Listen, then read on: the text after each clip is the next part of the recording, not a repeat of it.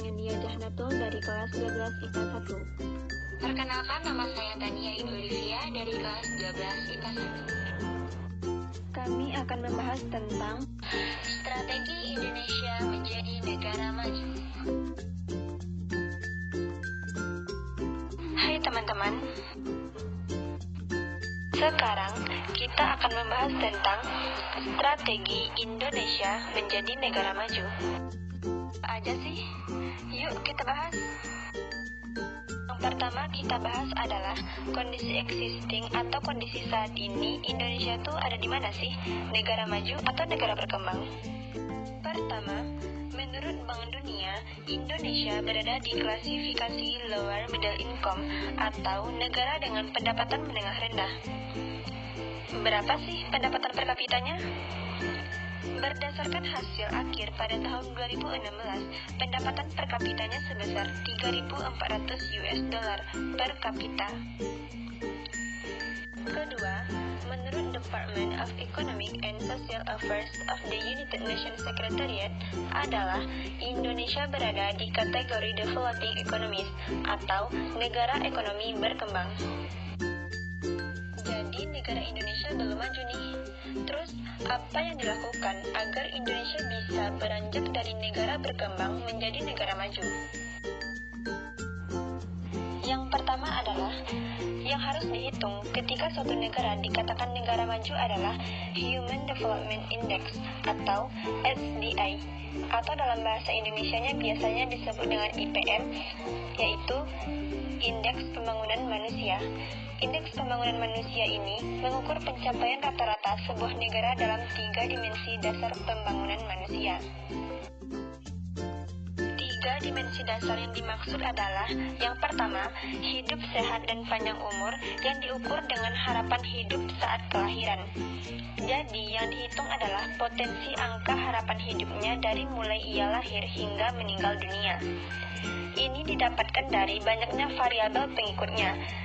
Di antaranya adalah tingkat kesehatannya, nilai gizinya, fasilitas dan sarana pendukung kesehatan lainnya, dan masih banyak lagi variabel pengikutnya. Yang kedua, pengetahuan yang diukur dengan angka tingkat baca tulis pada orang dewasa. Jadi, yang dihitung adalah tingkat pendidikannya, tingkat pengetahuannya. Yang ketiga, standar kehidupan yang layak diukur dengan logaritma natural dari produk domestik bruto per kapita dalam paritasi daya beli. Jadi yang dihitung adalah kemampuannya untuk meneruskan, untuk melanjutkan kehidupannya, untuk membeli ini dan membeli itu, atau kebutuhan lainnya. Selanjutnya, agenda pembangunan nasional bagian yang pertama. Untuk menuju ke negara maju, maka pemerintah harus mempunyai dasarnya dulu dong apa yang harus dia lakukan. Apa sajakah itu? Yang pertama, menghadirkan kembali negara untuk melindungi serta memberikan rasa aman kepada seluruh warga negaranya, mulai dari kesehatan, pendidikan, transportasi, dan lain-lain. Intinya, negara harus hadir di setiap sendi kehidupan masyarakat. Yang kedua, mengembangkan tata kelola pemerintah yang bersih, efektif, demokratis, dan terpercaya. Yang ketiga, membangun Indonesia dari pinggiran dengan memperkuat daerah-daerahnya. Siapakah daerah-daerah tersebut? Daerah tersebut adalah daerah 3T, terdepan, terluar, dan tertinggal, dan desa dalam kerangka negara kesatuan. Membangun Indonesia itu dibangun dari daerah paling luar dulu, paling terdepan, seperti pulau-pulau kecil dan semacamnya.